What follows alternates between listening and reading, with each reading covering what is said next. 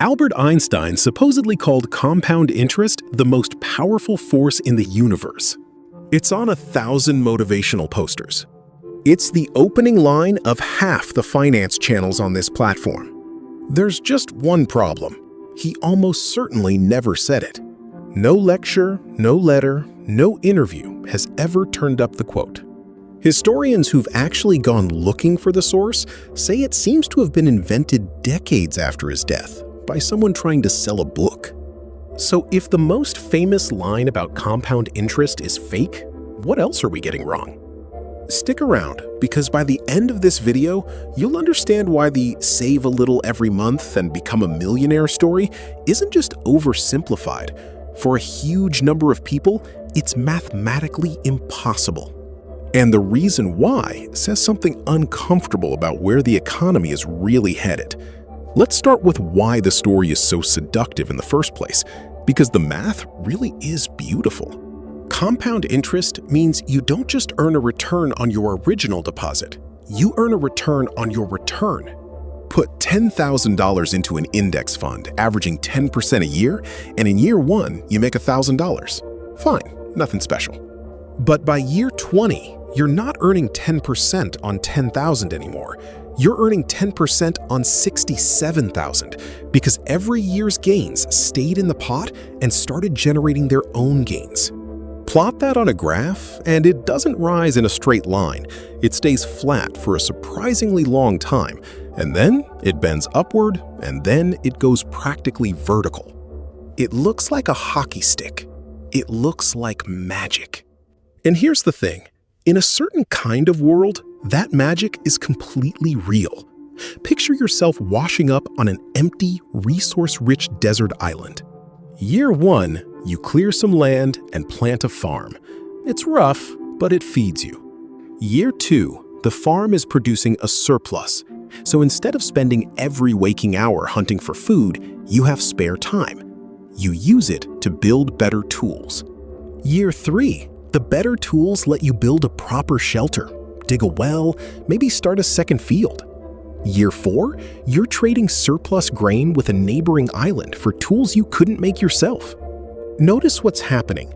Each year's progress becomes the foundation for the next year's progress, and it keeps compounding because there is effectively infinite unclaimed land and unclaimed resources to expand into. Nobody is competing with you for that soil.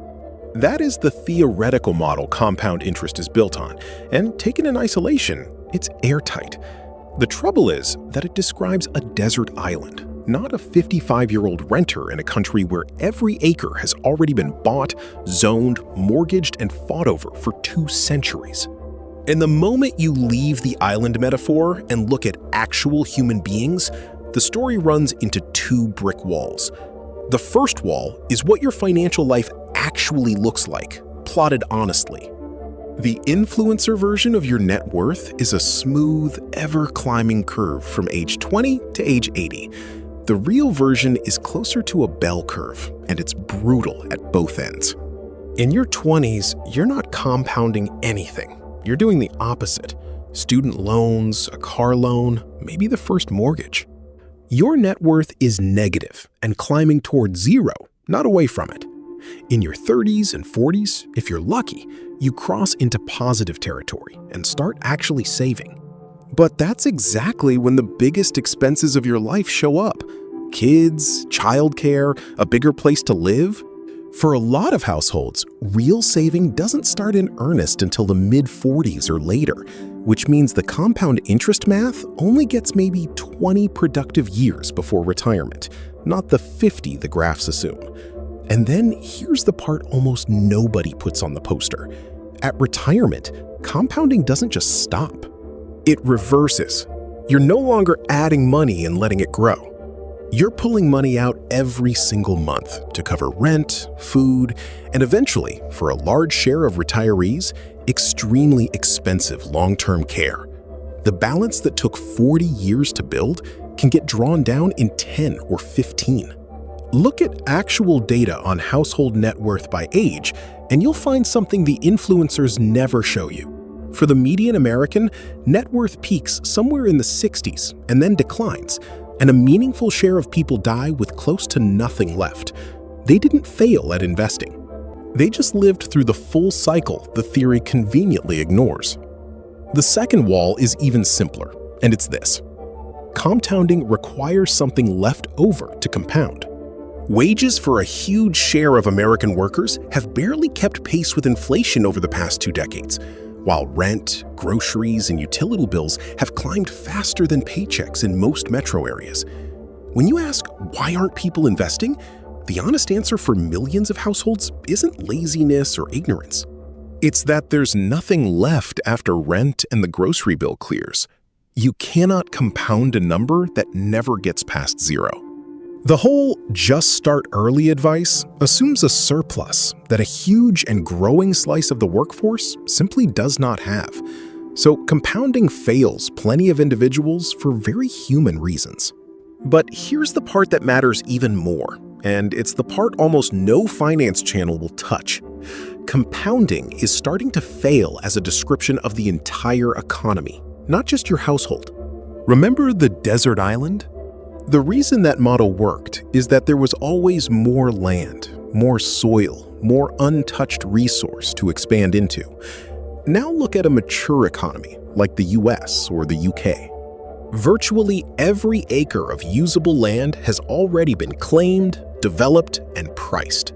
There is no unclaimed frontier left to expand into the way there was 150 years ago.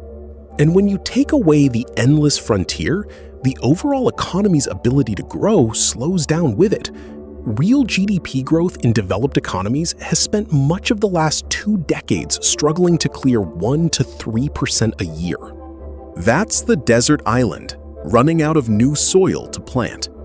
But here's the part that should stop you in your tracks. While the overall economic pie is only growing 1 to 3% a year, the wealth of people who already own large piles of capital keeps compounding at something closer to 5%, year after year, decade after decade. Sit with that gap for a second.